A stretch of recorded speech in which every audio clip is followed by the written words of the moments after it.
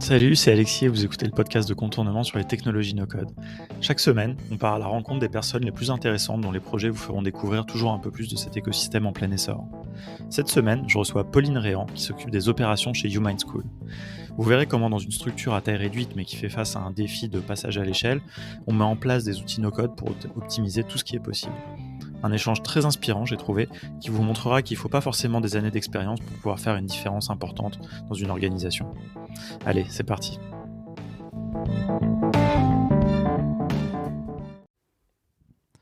Salut Pauline, bienvenue sur le podcast de Contournement. Alors tu t'occupes des ops, des opérations chez YouMind School. On va pas parler tout de suite d'ops, tu vas nous expliquer tout ça. Donc chez YouMind School, qui est une école autour des métiers de la vente dans la tech. Comme moi je m'intéresse un petit peu à tout ce qui touche aux ops, c'est vrai que j'étais un peu sauté dessus quand j'ai vu que tu t'es inscrit sur le Slack de No Code France. J'étais vraiment curieux d'en savoir plus. Merci beaucoup d'avoir accepté l'invitation. Avec plaisir. Pour commencer, ce que je te propose, c'est que tu nous parles un peu de toi, de ton parcours. Et puis après, on va parler de ce que tu fais ici et de ce que fait YouMind School aussi. Oui, bien sûr. Moi, je suis Pauline Réan, du coup. Je travaille chez YouMind School depuis à peu près 1 an. J'avais commencé en stage de fin d'études à l'époque sur une partie opération. Donc, c'était un petit peu tout et rien déjà à l'époque puisque je m'occupais à la fois de l'organisation des sessions de formation et de l'admission de nos participants sur la partie bootcamp, du coup. Donc, nos formations qui s'adressent aux particuliers. Ensuite, j'ai continué sur le lancement de notre bootcamp à temps partiel, ainsi que sur la mise en relation de nos talents formés avec nos entreprises partenaires, du coup, dans l'idée de leur trouver un CDI à la fin de la formation. Et maintenant, je travaille en effet en tant que Operations Manager.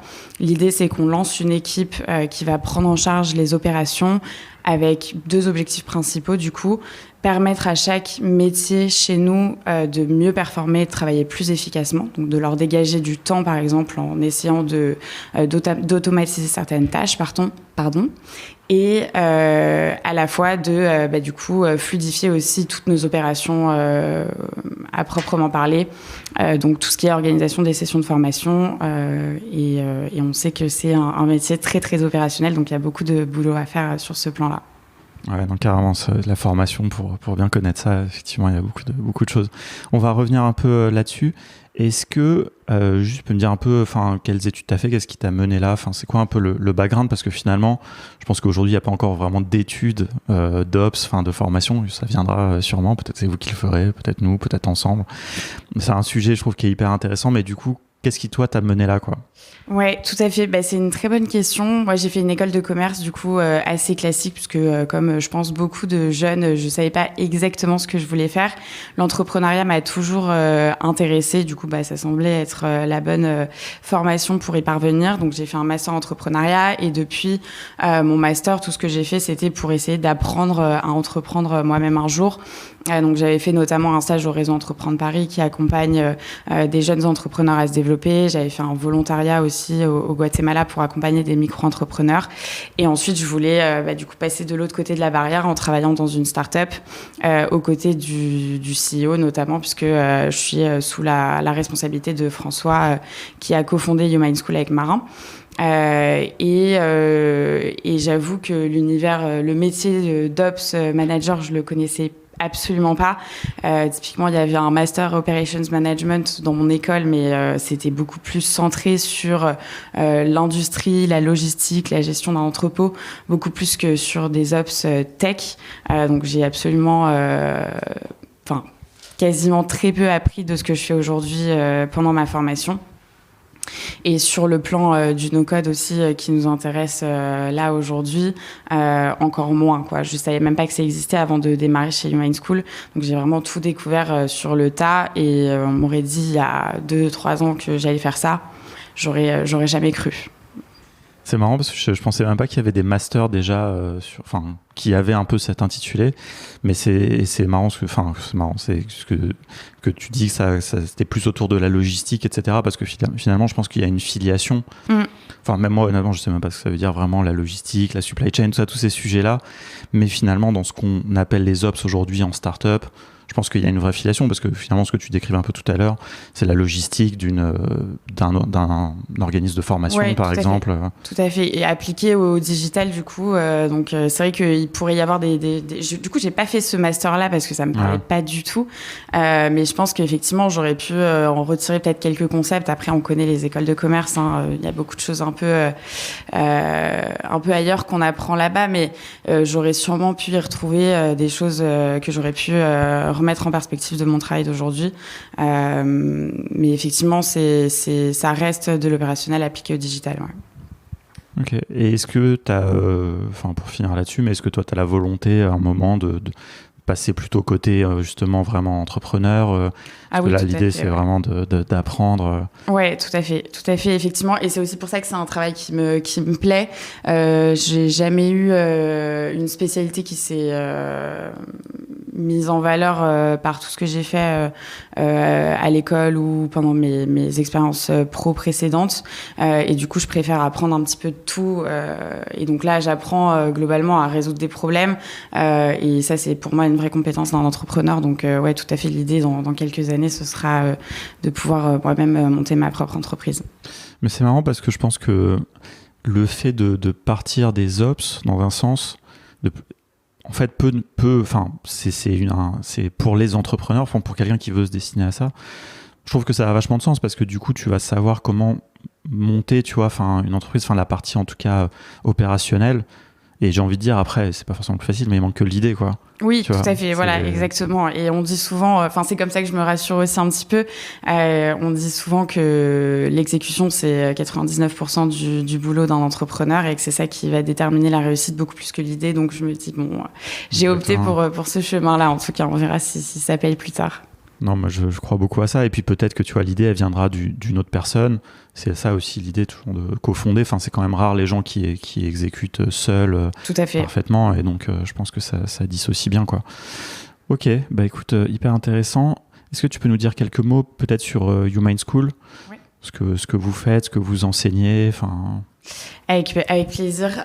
YouMind School, du coup, c'est une start-up qui a été montée il y a 2 ans et demi maintenant sur le constat que la vente connaît une révolution assez importante, comme a pu le connaître le marketing, notamment il y a plusieurs, plus une dizaine d'années, je pense, avec le fait que du coup, il y a beaucoup plus de méthodes, d'outils et de process qui se mettent en place et qu'en face de ça, les forces commerciales ne suivent pas forcément le mouvement, que ce soit individuellement ou par le biais de leur entreprise. Et du coup, l'idée, c'est que on veut permettre à ces individus et à ces entreprises de pouvoir se professionnaliser là-dedans et de booster complètement leurs compétences. Et ça implique plusieurs activités, du coup.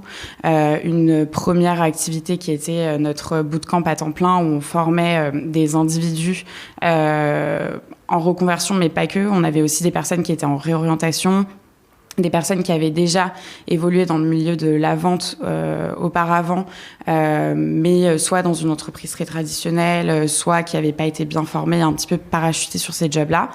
On a continué en lançant, à l'occasion du confinement notamment, des formations B2B où là, l'idée c'est de faire monter en compétence un contributeur individuel ou une équipe complète d'entreprise, du coup, start-up, mais aussi beaucoup plus tradie et de taille assez variée. On a aussi une activité de conseil où l'idée, ça va être de plus en plus d'aider les entreprises à créer leur propre école de vente en interne pour qu'ils puissent répliquer ça sur leurs équipes à eux et leurs nouvelles recrues. Et on a aussi une activité du coup de recrutement entre guillemets où les entreprises, on s'est rendu compte qu'elles avaient aussi un mal fou à recruter des bons commerciaux. Nous, on en forme, on en rencontre plein tous les jours. Donc l'idée, c'est de pouvoir aussi les mettre en relation pour créer des matchs qui vont pouvoir aussi leur permettre d'avoir des belles équipes commerciales et qui vont bien performer. Ça a du sens en plus de trouver des débouchés aux gens que vous formez. Tout à fait. Tout le monde est content, quoi. Évidemment, c'est l'objectif pour nous avant tout, ouais. Ok, bah écoute, j'ai l'impression que là, dans tout ce que tu as dit, vous faites quand même pas mal de choses différentes. Tu me disais que vous étiez 8 actuellement. On est 8 actuellement dans l'équipe, effectivement. Et donc ça fait pas mal de choses, donc forcément, j'imagine que ça nécessite aussi des ops bien huilés, j'ai envie de dire. Exactement. Et avant, on gérait ça. Il y avait personne aux ops. Moi, ça fait depuis juin 2021 du coup que je m'occupe de ça. Donc la charge était un petit peu répartie sur tout le monde. Là, l'idée, c'est de pouvoir prendre un peu de hauteur sur nos différents process pour qu'on puisse scaler aussi de notre côté. On a des clients, etc. Mais il y a un moment où on atteignait un petit peu notre limite de ce qu'on était capable de faire avec ce qu'on vendait aujourd'hui. L'idée, c'est de pouvoir passer à l'échelle, d'où mon arrivée sur cette partie-là. Et du coup, je suis à la fois responsable du bon déroulé opérationnel de tout ce qu'on fait, de toutes nos formations, notamment, mais aussi de faciliter le travail de l'équipe en interne, que ce soit sur le marketing, sur les sales, sur aussi faciliter la vie de nos intervenants, notamment d'améliorer l'expérience client des personnes qu'on forme, que ce soit les entreprises ou les particuliers, etc., etc.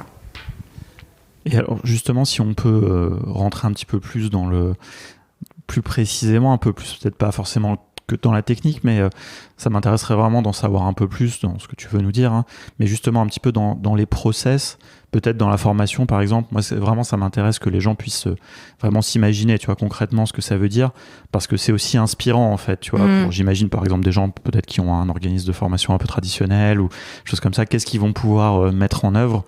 Et donc du coup, j'aimerais bien que tu nous en dises un peu plus. D'une part, un peu, tu vois, les process, et puis les outils que vous allez avec. Peut-être, j'imagine que ça va un peu ensemble, mais Tout à fait.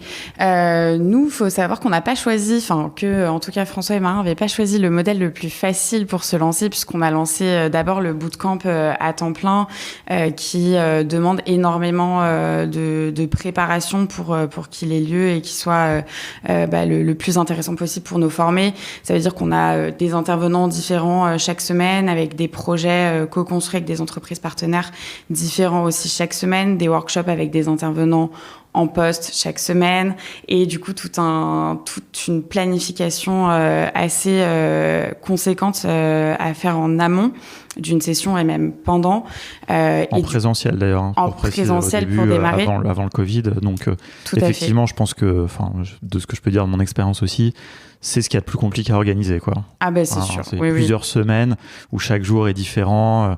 Donc là, il y a de la vraie logistique aussi, littéralement. Exactement. Et puis, de l'orga. Exactement. Et du coup, ça demande. Tu me parlais des outils qu'on utilise. Nous, nos outils principaux pour gérer nos formations, ça va être Airtable. C'est vraiment toute notre base de connaissances sur nos étudiants et sur nos sales coachs, sur les entreprises avec lesquelles on travaille, etc., etc.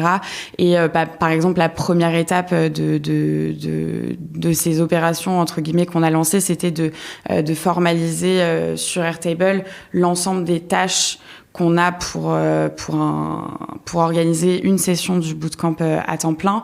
C'est moi qui l'ai fait, j'ai passé des heures et on a 200 tâches avec des sous-tâches qu'on doit exécuter pour mener à bien l'ensemble d'un bootcamp. Donc c'est assez énorme. Et est-ce que ça, c'est un espèce de template, du coup, que vous réutilisez à chaque bootcamp? Exactement. C'est un petit peu la base de connaissance du stagiaire opération, du coup, qui, lui, est responsable d'organiser les sessions de formation. Ça nous sert beaucoup en cas d'onboarding d'une nouvelle personne, parce qu'on va associer à une tâche des sous-tâches, une date de kick-off, une date pour avoir terminé la tâche, un lead, des templates, des explications en vidéo, par exemple, si c'est pertinent. Et du coup, effectivement, c'est ça aussi qu'on va mettre à jour quand on teste quelque chose de nouveau sur une nouvelle session de formation, pour s'assurer qu'on la reproduise bien sur la suivante et qu'il n'y ait rien qui se perde en fait dans tout ce qu'on essaye d'améliorer en continu. Ok, c'est hyper intéressant. Vous avez l'air de déjà beaucoup documenter ce que vous faites. C'est le but, ouais. En tout cas, ouais. On essaye. Et capitaliser. Non, mais parce que ça, c'est un des premiers écueils, j'ai envie de dire souvent. Ok, c'est bien, les gens automatisent tout, etc., mais ils documentent rien. Ouais. Du coup, si la personne qui a mis ça en place part, ou si, comme tu dis, tu veux onboarder, donc accueillir un nouveau stagiaire, tu dois tout lui réexpliquer, tu perds du temps. Ce que tu avais gagné avec l'automatisation, on va dire, tu le repères un peu plus tard. Exactement, et c'est un enjeu auquel on fait face de plus en plus, et je pense que j'anticipe en tout cas sur mon rôle aussi en tant qu'operations manager, c'est de m'assurer qu'effectivement, il n'y ait rien qui se perde entre... donc moi, par exemple, au quotidien, je peux travailler sur un problème que rencontre une équipe donnée et je vais essayer de lui apporter une solution. On va tester une V1, voir si ça marche et améliorer en fonction ou réajuster. Mais en même temps, chaque équipe a ses opérations à dérouler au quotidien et on est dans une start-up, donc tout avance vite. Et donc, eux, ils peuvent faire une petite modification qui paraît sans importance pour eux à un instant T. Mais si moi, j'ai pas la vue dessus, je peux pas après, justement, faire tout le travail de documentation, de s'assurer qu'on le reproduise à chaque fois, qu'on essaye d'analyser ce qui a été fait et les résultats. Et plus l'équipe va grandir, plus on va essayer d'améliorer des choses, plus c'est quelque chose qui va pouvoir en tout cas poser problème, j'imagine, par la suite. Ouais, non, exactement. Ouais. Ou si c'est bien fait, ne pas poser problème et vous aider à passer à l'échelle. Tout à fait. Il y a un truc que tu as évoqué là qui m'intéresserait peut-être de creuser un petit peu. Comment, si on prend, je sais pas, par exemple, peut-être l'exemple des sales, donc de la vente, des gens chez vous qui vendent, comment tu les aides à avoir des meilleurs ops, tout simplement. Enfin, tu vois, tu disais comment... Quand je dis ça, c'est quoi, tu te poses avec eux, est-ce que c'est quoi un peu, tu recueilles leurs besoins, tu les observes travailler, je sais pas, ouais, alors un peu la démarche par rapport aux sales, mais aussi à toutes les autres personnes de l'équipe, le premier réflexe effectivement c'est de partir d'un problème et non pas de quelque chose qu'on voudrait mettre en place. Okay. Systématiquement, sinon on se retrouve et quand j'ai commencé mon job du coup pour me former, échanger avec pas mal d'autres operations d'autres boîtes tech aussi, qui me disait toujours partir d'un problème et non pas d'une fonctionnalité quelque part qu'on voudrait lancer. Sinon, ça devient une usine à gaz et on lance des trucs dont on mesure pas l'impact. Donc la première étape, effectivement, ça va être de recenser les problèmes de l'équipe, donc aussi bien de l'équipe sales que de l'équipe produit, que des intervenants, etc. De creuser le sujet au maximum, ce qui n'est pas toujours facile, et de réfléchir à des solutions qui vont pouvoir aider au mieux et qui vont pouvoir être lancées aussi assez rapidement. L'idée, c'est pas d'avoir un truc parfait. On travaille en sprint, donc de toute façon, moi, j'ai 2 semaines à peu près pour sortir quelque chose. Et du coup, au-delà de ça, donc il y a proposer la solution, la valider avec la personne et impliquer la personne au maximum dans cette résolution de problème. Et il y a après, ce qui est aussi un des plus gros challenges, je pense, de mon job, de faire en sorte que le process soit compris, assimilé, mis en application régulièrement et analysé, parce que c'est cool de trouver des solutions, mais si elles sont pas mises en place, ça remet en question tout le travail qui a été fait en fait. Ouais. Voilà. Et comment tu t'assures de ça? Comment, d'un point de vue déjà voir si les gens le font ou pas et mesurer, ouais. Ou peut-être la question même avant, ou si jamais c'est pas le cas, comment, un peu ça c'est la question de la conduite du changement, c'est un peu ringard comme terme, mais c'est le truc des grandes entreprises, ouais. Mais un peu ça, comment tu fais changer les gens pour faire adopter un nouveau process, quoi. Honnêtement, c'est toujours quelque chose que je suis en train la solution miracle, elle n'existe pas, je pense, et je débute, donc c'est vraiment le gros challenge. Je pense que, et de ce qu'on me disait aussi, le plus important, c'est d'impliquer au maximum la personne concernée par ce changement dans sa mise en place, et moi après d'aller pas faire la police, mais de me mettre des petits reminders dans l'agenda pour me rappeler d'aller voir si la personne elle a bien mis en place ou utilisé ce nouveau process, de lui poser des questions pour avoir des feedbacks dessus, et du coup que naturellement la personne s'implique dans l'amélioration de cette V1 et puis de cette V2, etc. Mais ça implique parfois de faire des espèces d'ateliers ou des meetings entre nous pour bien briefer la personne sur le process, de le faire la première fois et la deuxième fois et la troisième fois avec elle, et de lui poser régulièrement des questions, de revenir vers elle pour voir si elle l'a bien utilisé et si finalement c'est une bonne solution pour elle ou pas. Oui, parce qu'il peut y avoir aussi ce cas-là, c'est-à-dire que finalement, ce qui a été mis en place n'est pas vraiment la bonne manière de faire. Tout à fait. Cas, il faut itérer. Et oui, ça peut. C'est pas forcément que la personne s'en sert mal ou ne veut pas. Exactement. Parfois, c'est trop compliqué à mettre en place. Parfois, ça rajoute du temps alors que c'est censé en enlever un peu.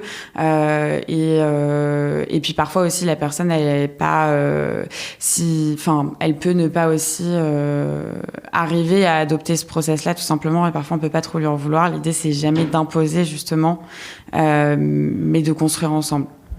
Ok. Et c'est quoi alors les outils que vous utilisez un peu côté sales par exemple pour la vente? Côté sales, on va utiliser des outils comme déjà on a HubSpot comme CRM qui nous permet de gérer aussi bien la partie B2B, donc les formations qu'on vend aux entreprises, que également nos candidats sur les bootcamps. Donc avant d'être admis, tout le process se fait via HubSpot. Côté sales après, on va avoir des outils comme Aircall par exemple, Lemlist, bientôt Salesloft me semble-t-il,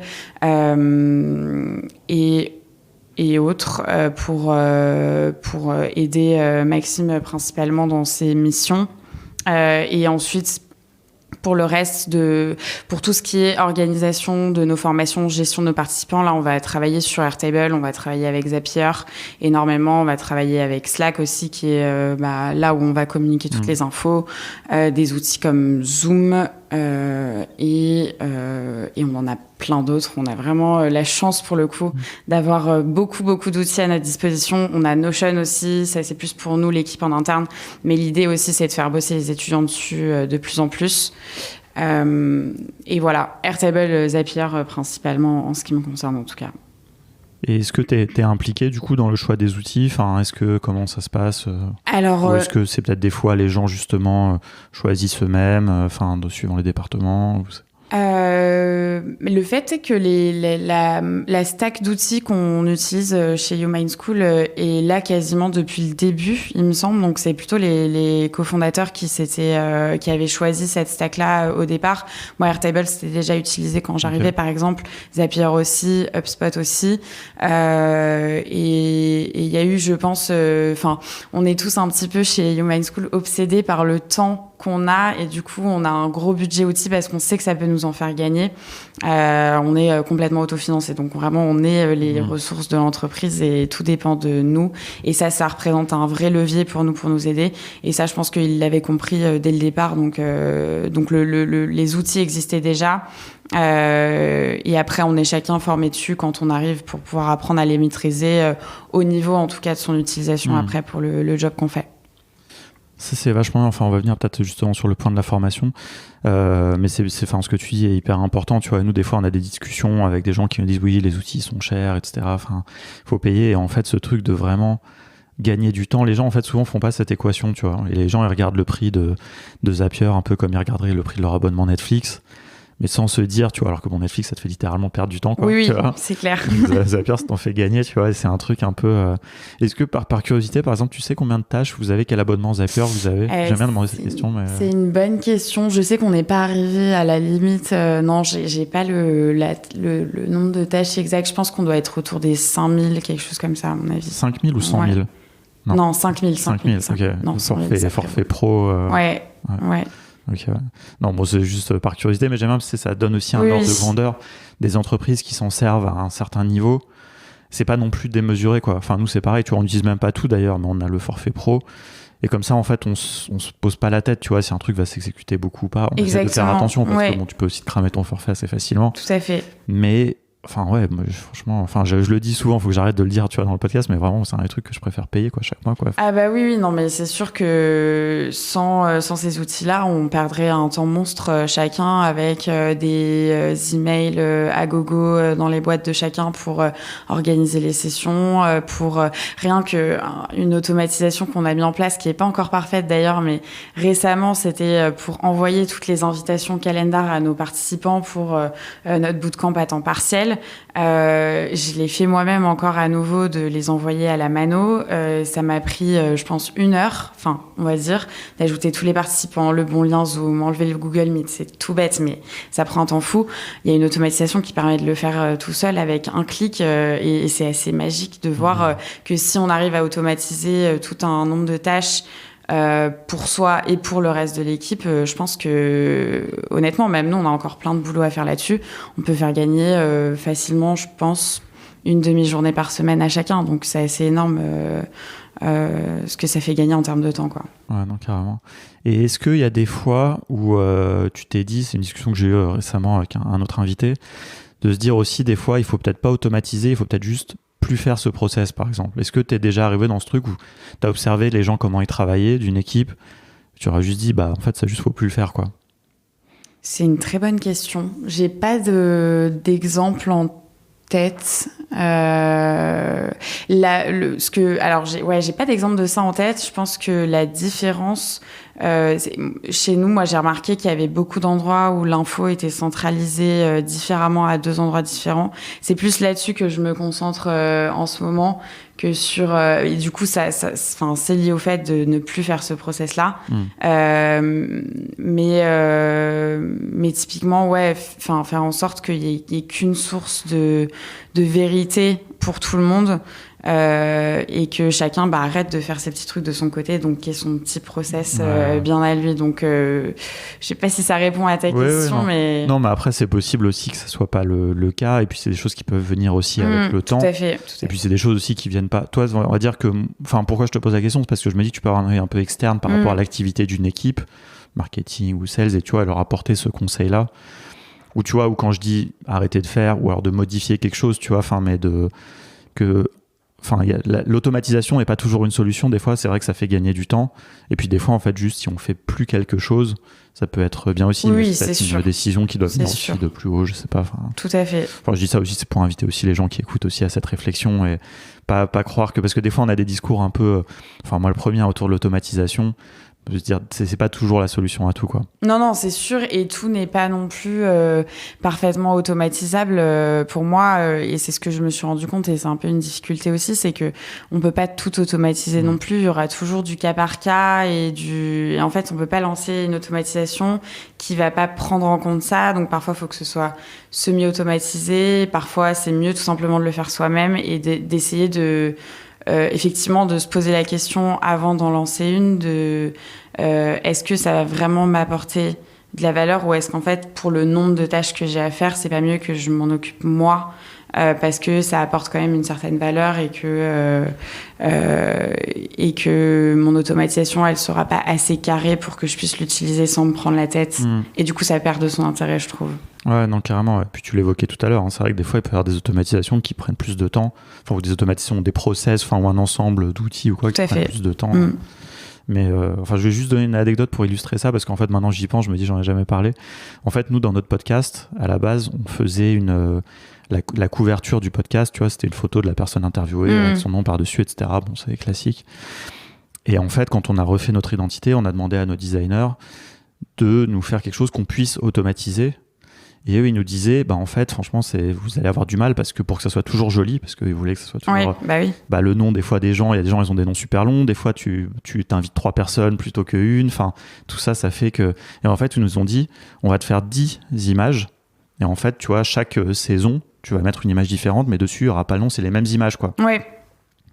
En fait, au début, j'étais là, ouais, mais non, c'est bien d'avoir le nom. En fait, ils ont trop raison. Moi, ça me fait gagner trop de temps. Quand je publie un épisode, je vais chercher dans la bibliothèque. Là ça sera par exemple l'épisode numéro 8. Je vais chercher l'image 8. Et j'ai gagné du temps. Je pense très sincèrement que personne n'a remarqué la différence.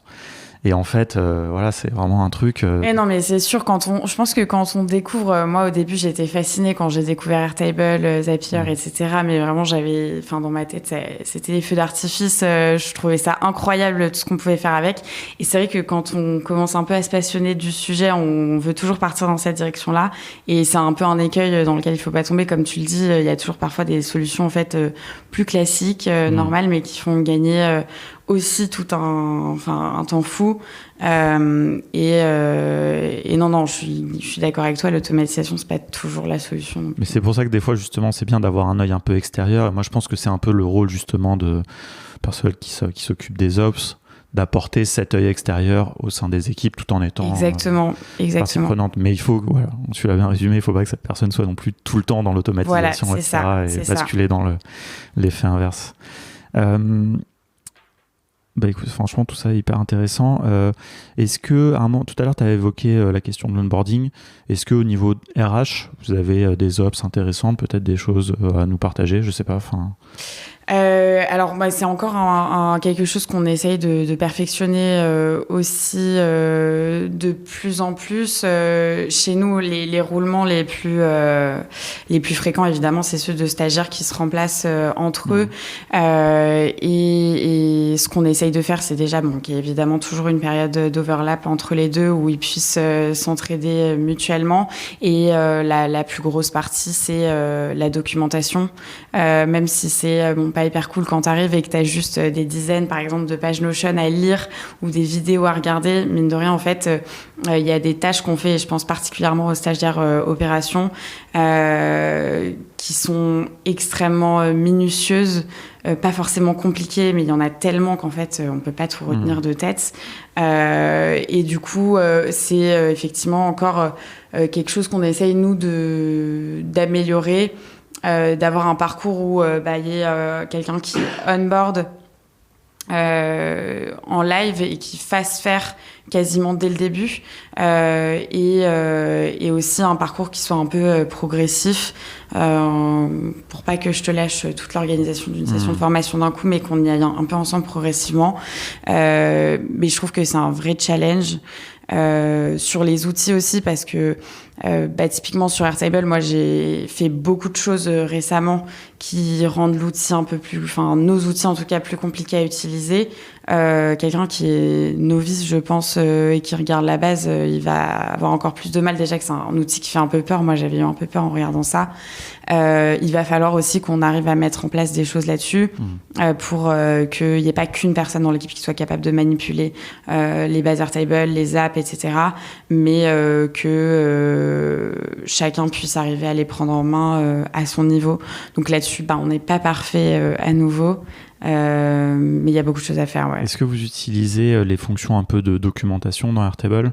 C'est un peu les commentaires de base, les commentaires de champ, des choses comme ça? Assez peu. Mais je m'étais déjà posé la question, effectivement, de les utiliser. Mais assez peu pour le moment. Ce qu'on a, c'est vraiment notre table qui recense toutes les tâches, par exemple, de l'organisation d'une session, avec le maximum de templates, de vidéos explicatives, ou alors quand c'est un peu plus conséquent, qui redirige vers une page Notion où il y a vraiment tout qui est expliqué. Là, c'est intéressant parce qu'en fait, la question que je pose, mais je me rends compte que, en fait, là, de ce que tu décris, tu utilises Airtable, en fait, pour documenter. Tout à fait. Ça, c'est intéressant. C'est un peu. Donc là, c'est un peu méta. En fait, je pensais plus. Je sais pas si vous avez des tables plus techniques entre guillemets, tu vois, qui servent pour des automatisations ou pas pour le CRM puisque vous utilisez HubSpot. Et celle-là, tu vois, qui nécessiterait plus d'être documentée. Je sais pas, des tables où arrivent des formulaires, des trucs comme ça. Mais sinon, c'est logique que la table là, que tu décris. Elle n'a pas besoin de documenter puisque c'est de la documentation. Voilà, tout à fait. Après, effectivement, quand j'ai de plus en plus d'automatisations qui sont en cours sur ces bases Airtable, dans ces cas-là, ce que j'ai commencé à utiliser, par exemple, c'est la fonction de verrouillage des vues pour que personne vienne détruire mes triggers et que ça plombe tout le process qui est mis en place. Et petit à petit, évidemment, va falloir documenter. Après, ce qui facilite le travail, en tout cas à date chez nous, c'est que les principales personnes qui manipulent le Airtable de cette façon poussée, c'est moi et le stagiaire qui travaille avec moi. Donc du coup, tous les deux, on sait très bien qu'est-ce qui déclenche quoi, etc. C'est au moment où soit va falloir faire rentrer quelqu'un d'autre, soit où les autres équipes devront plus s'en servir, qu'il faudra vraiment qu'on se pose la question effectivement de passer plus de temps à expliquer comment ça fonctionne, etc. Ok, très intéressant. Comment est-ce que tu te formes, toi, et où est-ce que tu trouves de l'aide, justement, sur ces outils ou sur, même plus généralement, sur le métier d'Ops, quoi. Ouais.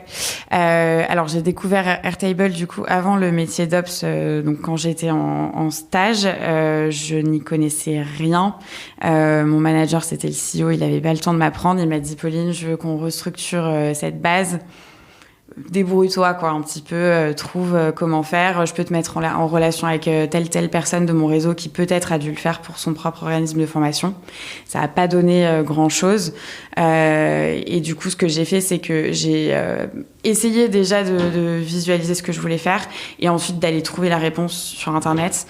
Donc c'était beaucoup de YouTube, de vidéos, alors en anglais. Je sais pas si j'ai mal cherché ou si je me suis contentée des premières. Je me rends compte aujourd'hui qu'il y a plein de ressources qui existent en français. Ouais, il y a beaucoup de choses qui sont venues récemment. Oui, aussi, c'est ça aussi. Et j'avais trouvé un mec, je pense, qui est australien, qui a sa propre boîte de conseils, un petit peu à la The Toolbox. Gareth Pronovost. Exactement. La référence. Exactement. Il m'a sauvé la vie, ce Gareth Pronovost, avec des vidéos de 10 minutes qui sont hyper bien faites, un sommaire. Et c'est vraiment, je veux faire ça. J'ai une vidéo qui m'explique à le faire et c'est étape par étape. Donc moi, ça m'a énormément aidé. Et puis après, petit à petit, c'était les forums community sur Airtable, les ressources avec les formules et surtout pratiquer. S'entraîner limite sur une base qui va rien faire si on supprime sans faire exprès de la donnée ou qu'on modifie les fils d'une vue pour pas que ça ait d'impact. Mais moi c'est surtout avec la pratique que j'ai pu apprendre à m'en servir. Et en regardant des vidéos. Ok. Et tu m'avais partagé aussi le Slack Business Operations, ouais. Est-ce que là-dessus, il y a des... Enfin, parce que du coup, moi, je me suis inscrit suite à ton invitation, mais j'ai l'impression qu'il n'y a pas tant que ça d'échanges, non ? Enfin, ou en tout cas de questions techniques, ou je sais pas, c'est des échanges assez méta, mais c'est peut-être pas plus mal. Alors, c'est vrai qu'il y en a beaucoup moins comparativement à votre Slack. C'est vrai que j'ai peut-être trop l'habitude du Slack No Code France, où maintenant ça défile tout le temps. Oui, c'est ça, exactement. Moi, ça m'a servi au départ... alors, c'est des ops... moi, de mon impression, sur ce Slack-là, beaucoup d'équipes beaucoup plus construite et structurée que la nôtre en l'occurrence, où on a un head of ops avec un product operations, un market operations, un gross operations, sales operations, etc. Donc les thématiques pour l'instant qui sont abordées, moi non plus m'apportent pas énormément. Mais il y a beaucoup de ce que je remarque, beaucoup d'échanges sur les sales, comment structurer les équipes sales. Et après, moi, j'avais pu échanger avec certaines personnes parce qu'ils organisent des cafés roulettes, entre guillemets, chaque semaine. J'en ai fait 2 ou 3 et c'est quand même assez intéressant de pouvoir discuter avec d'autres boîtes. Mais oui, il est plus, même plus réglementé que le No-Code France, Mais c'est plus one-on-one, quoi, je sais pas comment dire. Exactement, en français, mais c'est un peu plus des échanges directs. Enfin, c'est vrai que l'avantage que j'ai trouvé dans ce Slack, c'est que du coup, tout le monde a quand même une thématique commune assez forte. Alors même si en fait, on se rend compte qu'après, quand même, les ops, c'est finalement devenu très large, surtout dans les grosses startups. Mais c'est intéressant parce que je m'étais fait un peu la même remarque. Il y a quand même beaucoup de choses autour des sales, BizOps. Et donc, c'est vrai que moi, ça me parlait moins. Mais j'ai aussi un échange très intéressant avec un gars très sympa de Lemlist grâce au Café Roulette. Et franchement, ça c'est très, très cool. Ouais, c'est assez cool. Et je crois qu'ils organisent aussi, alors j'en ai jamais fait, mais des apéros tous les mois pour que les gens puissent se rencontrer aussi entre eux et échanger sur des problématiques. Et quand j'ai vu ça 2-3 fois, je pense, passer, quand il y a une problématique qui touche plusieurs personnes et qu'il y a un expert sur la communauté qui apparaît, ils font des petites séances à 4-5 pour échanger sur la thématique et pour se partager des ressources. Donc ça, je trouve ça assez intéressant, mais c'est vrai que c'est un peu plus ponctuel. Ok. Non, c'est une bonne ressource, je pense, pour les gens qui veulent qui sont déjà dans le métier. J'allais dire pas qui veulent se lancer forcément, mais bon, qui sont déjà dans le métier des ops. Si on en vient un peu justement sur les formations un petit peu ce que vous faites, dont vous vous formez, on va dire, à la vente du futur. Je sais pas si c'est... Oui, c'est plutôt ça, ouais. Voilà, on va dire ça comme ça. Est-ce qu'il y a un peu du no-code dans les formations et un peu, est-ce que tu veux nous parler peut-être un peu justement de comment vous formez ces gens à ces métiers que tu viens d'évoquer, de sales ops, peut-être bisops, je sais pas, enfin voilà. Avec plaisir. Alors effectivement, nous on est vraiment centré sur les métiers du commercial 2.0. On forme en tout cas sur nos bootcamps, donc qui s'adressent aux particuliers, bootcamp à temps plein et bootcamp à temps partiel, sur l'ensemble du cycle de vente B2B. Donc à partir de la définition d'une stratégie go-to-market à l'account management. Donc on va vraiment passer sur tout l'ensemble du cycle de vente à travers la formation, avec à chaque fois les méthodes, les outils et les process qui s'y réfèrent. Et ça incluait nécessairement du coup une partie un peu scrapping et automation où nous on formait nos étudiants sur du HTML, CSS au départ pendant notre pre-work, donc avant de démarrer chaque formation pour mettre tout le monde à niveau. On avait 2 semaines, enfin on a toujours d'ailleurs 2 semaines de pre-work en ligne pour le coup qui est complètement en e-learning où on leur donnait les bases pour qu'ensuite ils puissent faire leur semaine scrapping et automation avec... Si tu veux expliquer juste en 2 mots ce que c'est le scrapping. Le scrapping, ouais, alors moi je suis pas experte là-dessus, mais globalement c'est extraire des données d'un site internet pour pouvoir après les exploiter dans le cadre d'une prospection, tout simplement. Donc des contacts par exemple, voilà. Des choses comme ça. Exactement, récupérer des contacts, des infos d'une entreprise, des adresses email, des numéros de téléphone pour pouvoir les exploiter après dans le cadre de prospection, cold emailing ou cold calling, donc appel à froid ou email à froid. Et donc ça, c'était assez dur pour nous de leur apprendre ces bases d'HTML, CSS. C'était nécessaire vraiment au début de l'histoire de You Mind School parce que justement, il n'y avait pas d'autres choses qui nous permettaient de leur apprendre à faire ça. Donc extraire des données, mais on était là pour former des sales et eux comprenaient pas toujours pourquoi on leur imposait ça. Il y en a pour qui c'est hyper dur, hyper repoussant et ouais, ils devaient se dire moi si j'avais voulu faire ça j'aurais fait un bootcamp de code, aller au wagon. C'est ça. Alors qu'on restait dans les bases, mais quand même c'est pas pour tout le monde. Et on s'est rendu compte petit à petit que ça devenait de moins en moins pertinent parce que justement maintenant il y a plein d'outils no-code qui permettent de faire la même chose. En tout cas, par rapport à l'utilisation qu'ils vont en faire en poste après, plus tard. Et nous, c'est vraiment ça qu'on a en tête quand on les forme.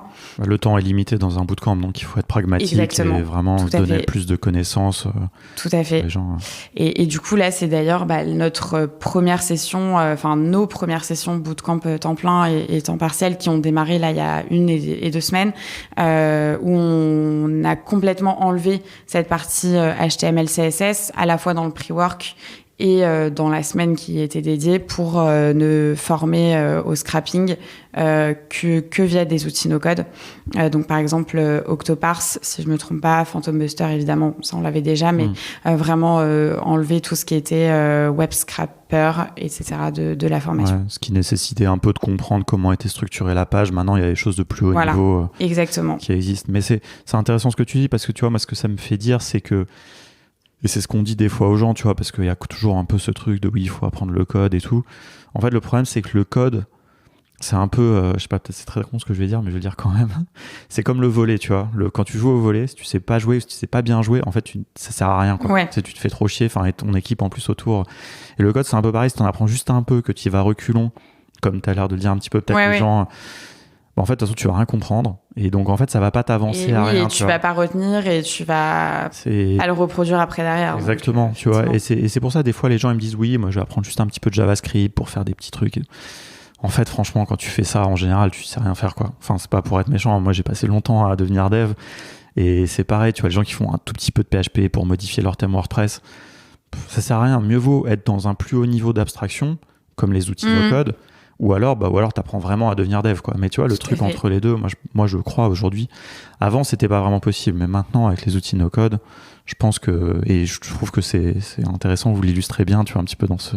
Ouais. Et puis, de toute façon, on s'en était rendu compte en prenant les feedbacks de nos alumni qui étaient en poste après aussi, qui, je pense, pour la plupart, ne se sont pas resservis de ces notions de code. Donc, ça rejoint ce que tu dis, c'est pas forcément pertinent et ça l'est de moins en moins. Avec l'écosystème qui bouge et le fait que maintenant on peut tout faire quasiment sans coder. Je pense aussi, mais bon après voilà, c'est une transition aussi un peu, et puis c'est très bien que les gens aussi apprennent le code, mais voilà, c'est deux choses un peu différentes. Est-ce qu'il y a des choses qui sont un peu différentes suivant le métier, parce que finalement, moi j'ai découvert ça très récemment, hein, maintenant que je m'intéresse un peu plus à l'utilisation des outils no-code, tu vois, on parlait vertical ou je sais pas comment dire, voilà, le sales par exemple, la vente. Là tu nous parlais un peu de plutôt la phase d'acquisition, on va dire, trouver des contacts. Après tu as la phase de vente vraiment. Donc là peut-être il y a encore des choses. Et puis après il y a la dernière phase aussi, qu'on appelle maintenant un peu le customer success. Donc tu disais plutôt account manager, mais c'est un peu la même chose, j'ai l'impression. C'est où il y a différentes choses. Alors peut-être je dis des conneries, hein, ça dépend. Non, il y a une vraie... Je suis pas très familier, il y a tellement maintenant de variations. Mais... Tout à fait. Non, il y a une différence entre les deux métiers, effectivement, mais ça dépend à chaque fois. Même pour une boîte qui va appeler quelqu'un business developer, ce sera un BDR pour une autre. Ça, on s'y heurte beaucoup. BDR, ça veut dire quoi ? BDR, c'est Business Development Representative. Globalement, c'est un chasseur, donc c'est quelqu'un qui va aller faire la vente, quoi. Voilà. Tout à fait. Vraiment convertir la personne. Qui va aller chasser des prospects. D'accord. Et qui en général va faire une passe à un account exécutif qui lui va être là pour closer le deal. Donc, ouais, non, bon, je connais pas bien. Et voilà, bien tout ce pipe. Chaque entreprise a des noms différents pour ses employés. Puis comme tu dis, après ça dépend un peu de la taille aussi. Exactement, et de leur organisation commerciale, etc. Là où on va réintroduire un peu de no-code, ou en tout cas ce sera plutôt sur nous, du coup on a une approche qui se veut vraiment scientifique de la vente, et on pense que, on est convaincu que un bon vendeur, c'est pas quelqu'un qui a de la tchatch, etc. Donc du coup c'est quelqu'un qui a des méthodes, des outils et des process, et qui sait aussi s'organiser, parce que c'est un métier où on est sursollicité tout le temps, où il faut être extrêmement rigoureux. Une relance qui est pas faite au bon moment sur un prospect, ça peut être un prospect perdu. Et du coup, c'est aussi là-dedans qu'on va intégrer pas mal d'outils type Airtable, Zapier, encore une fois, qui peuvent intervenir, Notion également, pour leur donner cette vision rigoureuse d'organisation de leur travail, pour qu'ils soient encore plus performants aussi. Et quelque part un petit peu des machines de guerre sur leur poste de commercial, pour qu'ils puissent... c'est assez fou, mais alors j'ai pas le chiffre exact en tête, je pense que je vais me faire un peu taper sur les doigts, mais il me semble qu'un vendeur passe la moitié de son temps à vendre, effectivement, parce qu'il y a justement tout plein de tâches à côté qu'il doit faire. Et donc c'est là aussi où je pense, en premier lieu, quand on sera amené à rajouter probablement encore un peu de no-code dans la formation, c'est là qu'on interviendra. C'est vraiment sur l'organisation personnelle de son travail pour augmenter sa productivité. Mais finalement, c'est ça vraiment le côté sales ops, non ? C'est vraiment les opérations des sales. Ça fait partie, en fait partie. Comment les aider à pouvoir se concentrer sur ce qu'ils veulent faire, et Exactement. pas le reporting, je sais pas quoi, je sais même pas vraiment les tâches qu'ils ont. Exactement, ouais, tout à fait.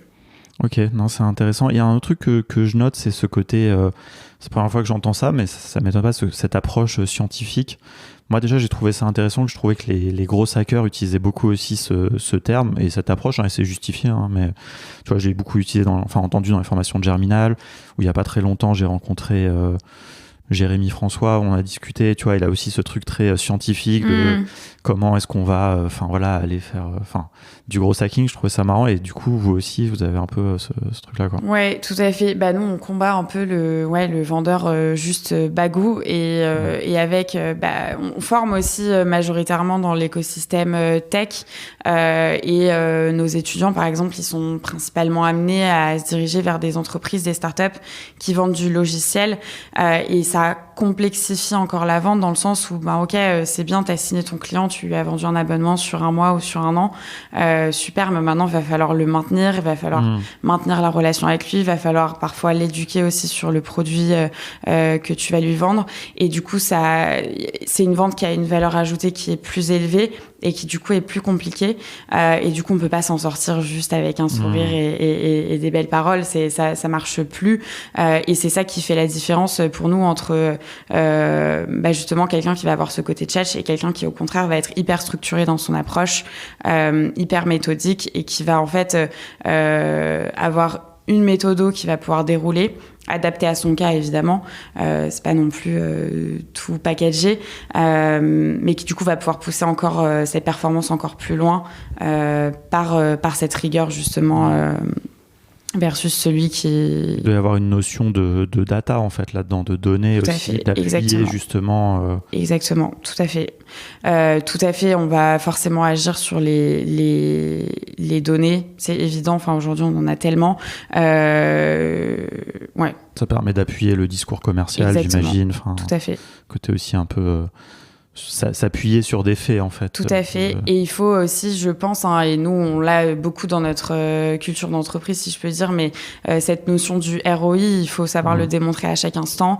C'est comme ça qu'on va choisir un outil plutôt qu'un autre d'ailleurs, essayer de mesurer le ROI, c'est comme ça que on va choisir d'acheter une solution plutôt qu'une autre, et un vendeur il doit être capable de le démontrer à ses prospects, ça veut dire analyser les performances de ses clients, le ROI précédent, et de pouvoir le matérialiser auprès des futurs. Est-ce que ça, c'est pas d'autant plus vrai, et ce sera ma dernière question là-dessus, mais quand on vend du logiciel, je sais pas, parce que c'est quoi du coup les types parce que donc tu disais c'est les sales plutôt dans la tech que vous formez, mais du coup c'est quoi qu'ils vont vendre derrière souvent, enfin dans les boîtes, ou alors peut-être il y a un peu de tout, mais je sais pas. Ce qu'ils vont vendre, ça va être principalement du logiciel SaaS. Ouais. Donc par exemple on a des alumni qui sont aujourd'hui chez Payfit, chez Skello, chez Partout, des boîtes comme ça par exemple, qui vont vendre des solutions SaaS à leurs clients, et du coup voilà. Donc là, parce que là-dessus, tu vois, j'imagine que c'est vrai que appuyer le discours avec les données des ventes, enfin, je sais pas, des autres utilisateurs, enfin, quand tu fais du logiciel, tu as beaucoup de données, quoi. Donc, mais je pense que les commerciaux sont pas forcément sensibles à ça. Enfin, les sales, donc peut-être que ça rentre un peu dans le truc. Après, je pense que, instinctivement, ça fait forcément partie du discours et de l'argumentaire de vente dans ces entreprises-là. Je pense que là où ça doit être plus difficile, c'est pour les entreprises plus traditionnelles qui doivent s'adapter justement à peut-être lancer un logiciel et à travailler différemment leur discours commercial. Pour moi, dans les startups, ça, c'est forcément... fondamentalement, ça fait partie de ce qu'ils vendent et de ce qu'ils vont vendre à leurs prospects aussi en termes de discours. Ok. Écoute, super intéressant. Dernière question. Qui est-ce que tu penses que je devrais interviewer pour continuer un peu mes recherches dans les ops? Est-ce que tu as des gens à me recommander? Ou une personne, on va dire. Très bonne question. Peut-être quelqu'un qui t'inspire, ou quelqu'un avec qui tu as échangé par rapport, tu vois, justement dans ce Slack.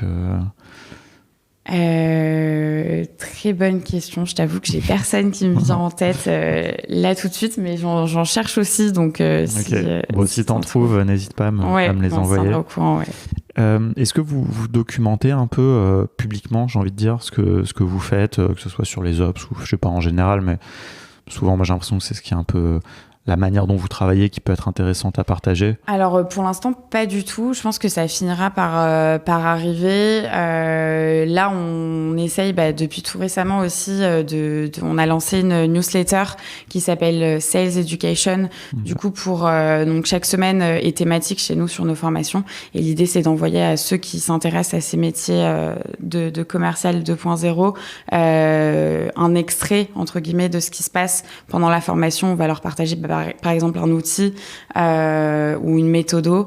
Donc ça sort aussi toutes les semaines. On commence petit à petit à le faire via la formation, et peut-être qu'un jour, on partagera aussi comment on travaille quand on aura réussi déjà à définir une méthode qui fonctionne sur la durée. Ouais. C'est encore en expérimentation, on va dire. Ok, super. Et où est-ce qu'on peut te suivre, toi, sinon, à titre personnel? Enfin, toi et Human School aussi.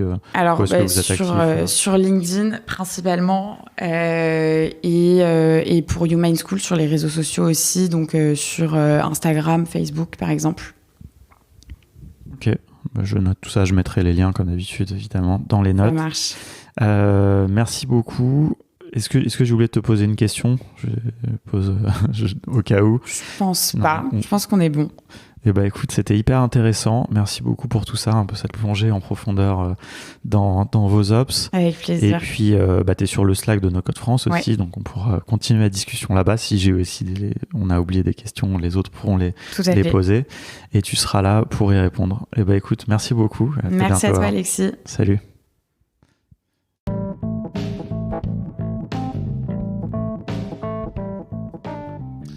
Merci d'avoir écouté cet épisode jusqu'au bout. J'espère que vous avez trouvé ça très intéressant. Moi, en tout cas, vraiment, j'ai trouvé ça très inspirant de voir que Pauline, qui n'avait pas forcément encore énormément d'expérience, mais déjà très passionnée par le sujet et qui est vraiment rentrée dans cette mentalité, j'ai envie de dire finalement, d'Ops, qui s'est mis, évidemment, il y a aussi une partie technique. Et vraiment on peut faire des différences très notables dans l'organisation et aider à scaler une entreprise qui fonctionne bien. Vous l'imaginez, la formation par les temps qui courent, notamment à des métiers de sales, etc. C'est quelque chose qui marche très bien. Voilà, donc j'espère que ça vous inspirera. Si c'est le cas, n'oubliez pas évidemment nos formations sur les outils qu'on a mentionnés, Airtable, Zapier, Notion. On a même une formation d'initiation au No-Code-Ops qui pourra vraiment, j'espère, vous mettre un petit peu dans la voie de ce que Pauline expliquait. Et puis voilà, à votre disposition, comme d'habitude, pour si vous avez des questions sur tout ça, Pauline est sur le Slack. On se retrouve sur le Slack de No Code France, channel podcast Contournement, pour discuter de tout ça. Si vous avez des questions, n'hésitez pas. Et on se retrouve la semaine prochaine. Je garde la surprise car c'est un invité très intéressant. J'ai pas encore enregistré l'épisode, mais par contre j'attends beaucoup de cet épisode.